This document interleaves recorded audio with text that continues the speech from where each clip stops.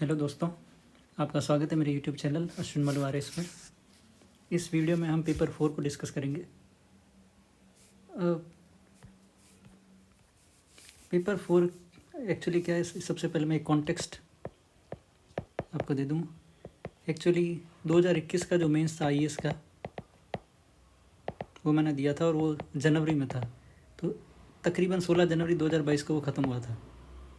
और उस समय आपको पता हो फरवरी में प्रस्तावित था मेंस आरएस का। उस समय बाद में वो 1 महीने के लिए पोस्टपोन हुआ और वो मार्च में चला गया था। तो अब मेरे पास उस समय पहले तो मैं सोच रहा था कि पेपर दूँ नहीं दूँ, क्योंकि 16 जनवरी को मेरा मेंस ख़त्म हुआ था और हिंदी इंग्लिश पढ़ने में ही टाइम लग जाता है, आपको पता हो तो, क्योंकि उसमें इतने विलोम शब्द हैं, इतने पर्यायवाची, वो याद करने में ही। तो कोशिश की मैंने, तो पहले मैं सोच रहा था शायद मैं ऐसे ही दे दूँगा पेपर, लेकिन फिर मेरा एक दोस्त था, उसने कहा कि आप अगर देना ही है पेपर तो कम से कम आप ज़्यादा से ज़्यादा अच्छे से तैयार करके दो। तो उसने एक और अच्छी बात बोली थी जो शायद आपको भी सुननी चाहिए। उसने कहा आप सिलेबस को पकड़ो और ये मत सोचो कि एग्ज़ाम कब है, आप तो बस सिलेबस का पॉइंट उठाते उसको टिक करते जाओ। कुल मिला के एक तरीके से निष्काम कर्म करते जाओ, आप अपनी मेहनत करते जाओ, फल कैसा होगा कैसा नहीं होगा वो मैंने जो आपको स्थित प्रज्ञ के टाइम पे एक दोहा है जो मुझे अब तो पूरा रट गया है और वो अच्छा भी है। दुखेश्वनु द्विग्न मना सुखेशु विगत स्पृह वीतराग भय क्रोध स्थित धीर्मुनिरुच्यते।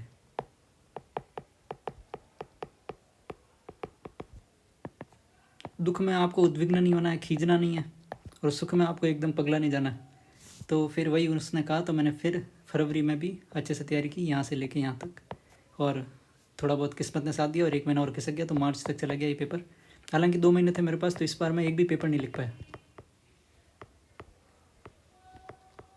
तो एक भी पेपर नहीं लिखा।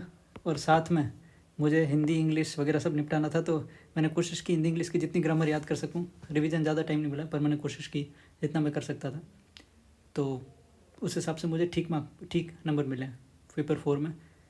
खैर देखते हैं। अब देखिए, सबसे पहले जो इम्पोर्टेंट चीज़ है वो मैंने क्या क्या गलतियाँ की है, क्योंकि आखिर सीखने वाली चीज़ वही है। सबसे पहली गलती आपको करनी है कि आपको आंसर राइटिंग पहले से करके रखनी है। और अब तो जुलाई में एग्ज़ाम है, आपके पास तो खूब टाइम है, तो आपको तो पेपर लिखने ही हैं, इसमें कोई शक और शुबा नहीं होनी चाहिए। देखिए इसका फ़ायदा कैसे होता है पेपर लिखने का। देखिए ये मुझे ये सही आता था, लेकिन अब देखिए देव्यवतरण, ये वह चूक गया मैं, और ये वह लगाते तो ये आधा नंबर आ जाता। आपको लग रहा है आधा नंबर, पर आधा नंबर रैंक में बहुत फ़र्क पड़ता है। शिरोधन तो गलत ही है, ठीक है, इसमें शायद ये लगा देना था हलंत। यहाँ पे देखिए निष्णात में मैंने हलंत क्यों लगाए मुझे भी नहीं पता अब, पर हलंत लगाए और आधा नंबर कट गया, दिक्कत सही है। फिर उसके बाद आप ये देखिए, ये चारों सही है 2 नंबर, फिर ये चारों सही है 2 नंबर। यहाँ पे अवगढ़ गलत किया है, काफ़ी लोगों ने अवगढ़ लिखा है, फिर उसको गलत किया है। फिर ये ऊपर, फिर ये उसके बाद में ये खेवनार नहीं होता शायद, फिर ये ठीक है। अभी देखिए यहाँ पे जल्दबाजी में खग की जगह खर लिख दिया और उसका अनर्थ हो गया। खग पक्षी होता है, खर गधा होता है। खैर फिर ये तो ठीक है। फिर उसके बाद में यहाँ देखिए हे नहीं होता, ये त्याज्य होता है। खैर फिर विधि निषेध नहीं, शायद विधि विरुद्ध होगा, जितनी मैंने अभी कॉपी देखी है दूसरी। खैर बाकी सब ठीक है तीनों।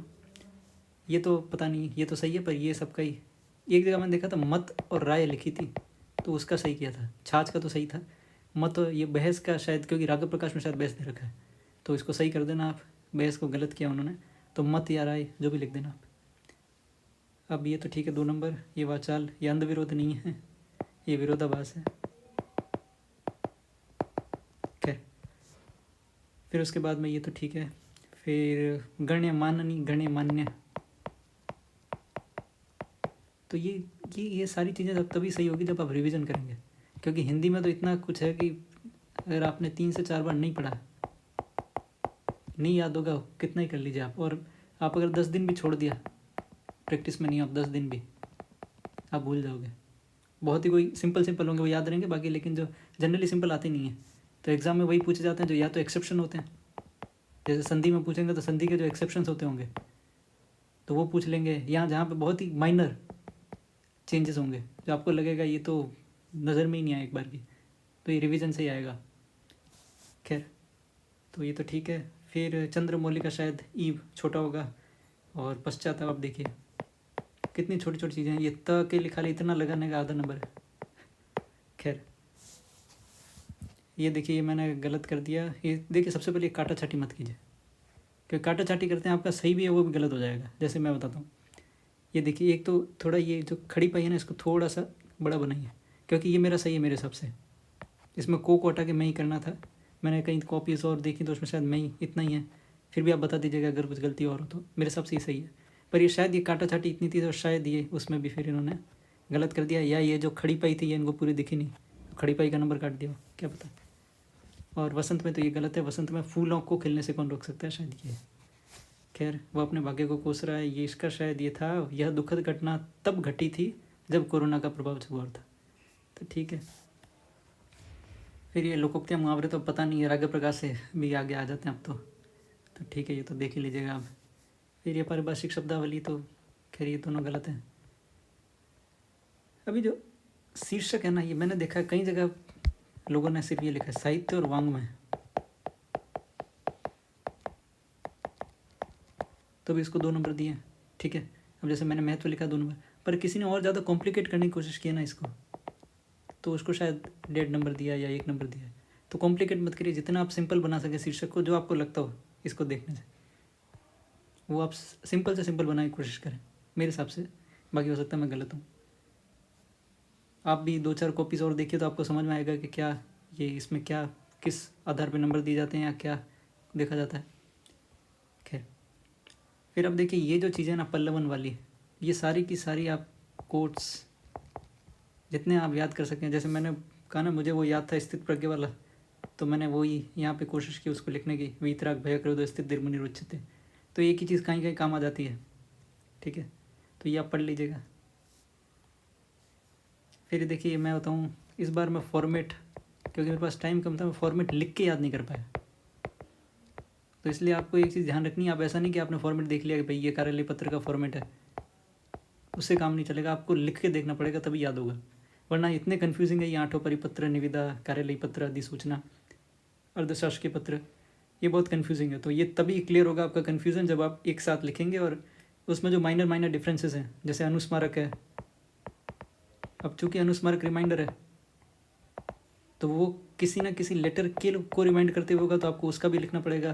तो इस तरीके से आपको देखना पड़ेगा कहाँ इनफॉर्मल होना है, कहाँ फॉर्मल होना है, कहाँ जो सैल्यूटेशन होता है वो इनफॉर्मल होता है, कहाँ फॉर्मल होता है। तो ये आपको सारी चीज़ें देखनी पड़ेगी। मेरे साथ ये था कि मैं इसको लिख के याद नहीं कर पाया, मैंने पहले एक बार देखे थे, फिर एग्ज़ाम के जो 2 घंटे का टाइम होता है बीच में, तीसरे और चौथे पेपर को, उसका मैंने सोचा था कि मैं एक बार ही सारा देख के जाऊँगा, पर जितना मुझे याद है मैंने कोशिश की लिखने की, और 4.5 नंबर ठीक दिए। पर इसमें एक चीज़ ज़रूर है, जैसे निविदा है, हालांकि अभी निविदा आ गई तो शायद आए नहीं आए, पर निविदा का जो फॉर्मेट है वो पूरा का पूरा एग्जैक्ट लगभग सेम है। आपको थोड़ा सा चेंज करना पड़ेगा जो आप निविदा जिस चीज़ के लिए मांगी। जनरली ये जो लाइन है वो भी सेम होती है, निविदा धारकों से मूर्बंध निविदा आमंत्रित। तो ये जो खासकर ये वाली जो चीज़ें ये आपको नहीं छोड़नी है, जो आपको एग्जैक्ट फॉर्मेट आपको वही दिया वही आपको लिख के आना है, बस थोड़ा सा तो आपको चेंज करना ही पड़ेगा उसके हिसाब से। पर बाकी ये सारी चीज़ें लगभग ये यहाँ से राज्यपाल महोदय की अनुशंसा के आधार पर, फिर उसके बाद में ये जो निविदा की शर्तें होती हैं और ये निविदा का ये जो बनाना, तब देखिए 6 नंबर। फिर ये 4 नंबर दिए हैं, ठीक है। तो ये थोड़ी इस पर थोड़ा टफ आया था, जो हिंदी में अनुवाद करना था, लैंग्वेज समथिंग, ये आखिर आप पढ़ लेना इसमें तो क्या ही। देखिए, सोशल मीडिया बनाम निजता, ये 20 नंबर का था, मुझे 9 नंबर मिले हैं। अब देखिए, इस कई लोगों ने इसमें जो राजस्थान का सांस्कृतिक गौरव उसको लिखा है, क्योंकि इसमें लिखने को बहुत सारी चीज़ें थी, बहुत सारे कोट्स, लोग वो जो धरती दोहरानी वगैरह वो सब वो भी लिख सकते थे, पर चूंकि मैंने ये तैयार करके नहीं गया था तो मुझे ये सब याद नहीं था, तो मैंने कहा सोशल मीडिया बनाम निजता लिखते हैं, सुप्रीम कोर्ट के जजमेंट वगैरह जो लिखे होंगे वो याद करें, वो लिख दूँगा। तो ठीक है, ये लिखने की कोशिश की है। जैसे केएस पुट्टास्वामी वाद आपको पता हो तो निजता का अधिकार, आर्टिकल 21 में, ठीक है। फिर B N Shri Krishna committee थी। फिर उसके बाद में ये शैलेश लोढ़ा की 2 लाइनें उस समय याद आ गई तो मैंने लिख दी, सादगी थी, सच्चाई थी, बंदगी थी, व्हाट्सएप और फेसबुक न थे तब जिंदगी थी। ठीक है। फिर यही सारी चीज़ें लिखने की कोशिश की हैं। फिर मैंने, आप हमेशा जब भी निबंध लिखें तो उसमें ध्यान रखें दोनों पक्ष दिखाएं, मतलब जो निबंध दिया वो उसके पक्ष में और विपक्ष में दोनों। तो अब आपने ज़्यादा लिख दिया कि भाई नहीं निजता के खिलाफ है, लेकिन आपको ये भी दिखाना वो सोशल मीडिया का क्या अच्छा इस्तेमाल है। तो सोशल मीडिया का प्रयोग यदि साइबर ठगी के लिए हो सकता है तो इसका प्रयोग कोरोना से जूझ रहे मरीज के लिए ऑक्सीजन की उपलब्धता ढूंढने में भी हो सकता है। मणिपुर के आईएएस अधिकारी आर्मस्ट्रांग पेम ने एक सड़क के निर्माण हेतु सोशल मीडिया का प्रयोग कर फंड इकट्ठा किया, गाँव वालों ने उन्हें मिरेकल मैन कहा। तो आपको वो सारी चीज़ें भी दूसरा पक्ष वो भी आपको दिखाना होगा, ठीक है। फिर आप, अब फिर मैंने इसमें जो राजस्थान सरकार का हाल ही था कि इस संबंध में centre for cyber security Jaipur की स्थापना की घोषणा की, वो भी लिखा है। फिर कोर्ट से खत्म किया है कि समस्या जटिल है परंतु कोई भी कार्य मेहनत व प्रतिबद्धता से ही प्राप्त किया जा सकता है। काव्य क्या उद्यमी सिद्धंति कारण न मनोरथे नहीं सप्त संघर्ष प्रविशंति मुख्य मृगा। खैर अब आते हैं इंग्लिश में। तो इंग्लिश में तो Italy is a European country है, तो खैर आप देख लेंगे। यहाँ पे शायद एक्सेप्ट ऑफ की जगह एक्सेप्ट फॉर शिप्स होगा, बाकी तो ठीक है। फिर ये जीरो की जगह ये शायद है, इसका शायद मुझे अभी भी नहीं पता है, मुझे देखना पड़ेगा। हाँ इसमें शायद ये वेदर भी हटाना था, सिर्फ एज ही लिखना था, टू और वेदर पूरा हटना था।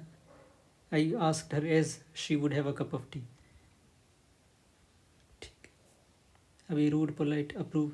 अब देखिए यहाँ पे ये शायद, अब मुझे इतना याद आ रहा है क्योंकि मुझे डेफ्ट का अर्थ पता है, तो ये शायद मैं जल्दबाजी में अपोजिट की जगह सिनोनिम सोच के ही कराया, क्योंकि डेफ्ट का मुझे मतलब तो पता है स्किल्ड होता है, तो उसका अपोजिट पूछा था तो इमेच्योर ही होना चाहिए था। पर ठीक है, उस समय आपका दिमाग, क्योंकि आपने एक तो 3 पेपर लिख रखे होते हैं और ये शाम वाली यानी दोपहर वाली शिफ्ट में पेपर होता है, तो आपका दिमाग पूरा घूम जाता है, कुछ याद नहीं आता आपको। खैर फिर उसके बाद में आप देखिए the army got discourage and given, ये तो खैर ठीक है आप देख ही लेंगे। या ये बिसाइड्स, बिसाइड, जो सिमिलर साउंडिंग वर्ड्स हैं इसको आप देख लीजिए, वैसे ईजी होते हैं क्योंकि यहाँ पे आप देखिए इंग्लिश में ये वाला जो पोर्शन है यहाँ से लेके यहाँ तक 11 से लेके 20 तक, इसमें आपकी प्रोबेबिलिटी सही होने की 50% है। आप नहीं पढ़ के जाओ तो भी आप कोई ना कोई तो कदम मारोगे, तो 50% प्रोबेबिलिटी है सही होने की। तो इससे अच्छा पढ़ के चले जाओ, हल्का सा भी आपको आइडिया होगा गिवन का क्या मतलब है, गिव अपॉन का क्या मतलब है, तो आपका सही हो जाएगा। अभी देखो मुझे एम्बेसडर शब्द ही याद नहीं आ रहा था उस समय, बहुत कोशिश की याद करने की पर फिर टाइम भाग रहा था, तो मैंने कहा छोड़ो डिप्लोमेट याद आ रहा है, डिप्लोमेट ही लिख देता हूँ। तो एम्बेसडर, बाकी इसका तो मुझे पता नहीं है अभी। बाकी इसमें देखिए ये सारा पैराग्राफ है, ये तो खैर देख ही लेंगे, ठीक। अब देखिए जो इस बार थोड़ी वो क्या बोलते हैं उसको, ट्रांसलेशन वो बहुत मुश्किल आए थे। अब मैं आपको दिखाऊंगा ट्रांसलेशन में गलती कहाँ कहाँ है, ये बहुत इंपॉर्टेंट है, थोड़ा ध्यान से देखना।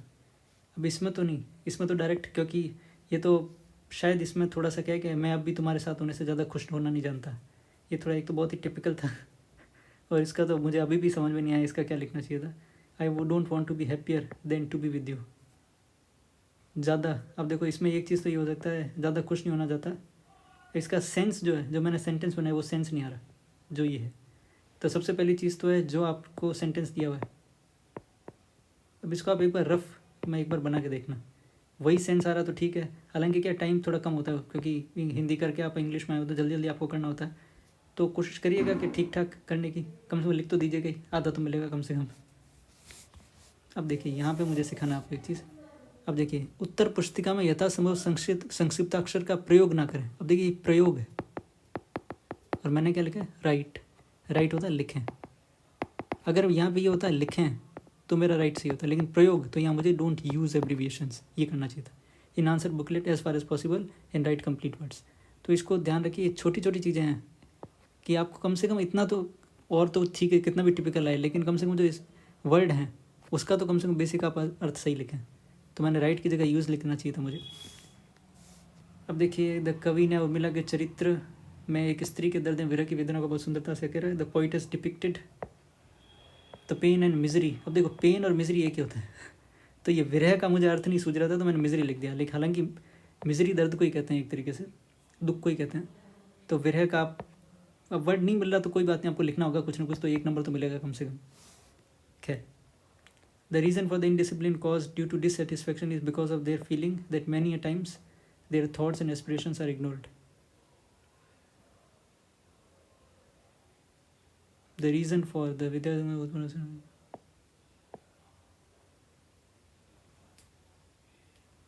अब इसमें मुझे गलती पता नहीं, खैर आप भी इसमें देख लीजिएगा एक बार। ठीक है, 1.25 तो दिया है, ठीक है, लेकिन कुछ ना कुछ गलती होगी तभी 0.75 काटा है, तो इसको थोड़ा देखना पड़ेगा ढंग से। ये प्रीसी तो बहुत ही पता नहीं क्या ही होता है इसमें, क्या वो ढूंढ रहे होते हैं और क्या अपन लिखते हैं कुछ समझ में नहीं आता है। खैर फिर 2.5 नंबर मिले 10 में से। हाँ, अब ये देखिए, ये मैंने अच्छे से लिखने की कोशिश की थी, जैसे अब्राहम लिंकन से चालू किया, democracy is the rule of the people, by the people and for the people, फिर democracy guarantees of fundamental rights of citizens, freedom of speech just one right, फिर लिख दिया आर्टिकल 19 क्लॉज 1। ठीक है, फिर रीजनेबल रिस्ट्रिक्शंस भी हैं, यथोचित, वो आर्टिकल 19 क्लॉज 2 में है। ठीक है, तो ये क्या है, freedom of speech and democracy. तो आपको ये दिखाना एक तो कि ये क्यों ज़रूरी है और क्यों इस पर रीजनेबल रिस्ट्रिक्शन ज़रूरी है, ये दोनों पक्ष आपको दिखाने पड़ेंगे। ये दोनों पक्ष दिखाने की मैंने कोशिश की, आप इसको पढ़ लेना। ठीक है, गांधी जी सेड, ये मैंने कोट यूज़ किया है, it is the reason and not knowledge of facts that strengthens democracy. तो डेमोक्रेसी में कोट आता तो वो मैंने यूज़ कर दिया। अब ये है sweet are the uses of adversity. ठीक है, तो मतलब कि जैसे जैसे आप चुनौतियों से आगे निकलते हैं तो चुनौतियों के जो परिणाम होते हैं वो बड़ी मीठे होते हैं, या एक तरीके से कहते हैं अच्छे होते हैं। कुल मिला के धैर्य का फल जो कहते हैं ना कि अच्छा होता वो है। अब in today's times everyone wants, तो मैंने पहले कहा है कि everyone wants success the end result, but they do not wish to see effort sacrifices, मतलब वो सेक्रीफाइस नहीं करना चाहते, सिर्फ सक्सेस चाहते हैं।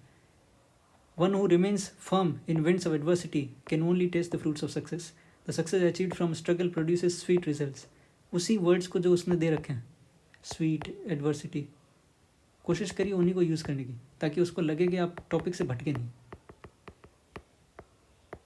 वरना क्या होगा कि आपने जैसे दूसरा वर्ड यूज़ किया, तो कई बार क्या होता है, जैसे एग्जामिनर है वो आपकी कॉपी पढ़ रहा है, तब उसको ये वर्ड्स दिखे ना जैसे स्वीट, एडवर्सिटी, तो उसको लगेगा कि बंदा कोशिश कर रहा है अपने पूरे ये जो भी उसने लिखा है एलिब्रेशन, उसको टॉपिक से ही स्टक रखने की। लेकिन अगर आपने कुछ और लिख दिया तो फिर उसको लगेगा ये भटक गया, और भटकते ही वो 3 नंबर कर देगा। तो forget all trauma anxiety, one is gone through this process. फिर अब मैंने एग्जाम्पल लिखने की कोशिश की, थॉमस एडिसन, वो भी 1000 से ज़्यादा बार फेल हुए बल्ब बनाने से पहले। वैसे हैरी पॉटर की जो नॉवल था वो 13 बार रिजेक्ट हुआ था प्रकाशकों के द्वारा पहले, लेकिन फिर उन्होंने फिर भी चालू रखा, तो आज देखिए सबसे ज़्यादा पढ़े जाने वाला नॉवल है।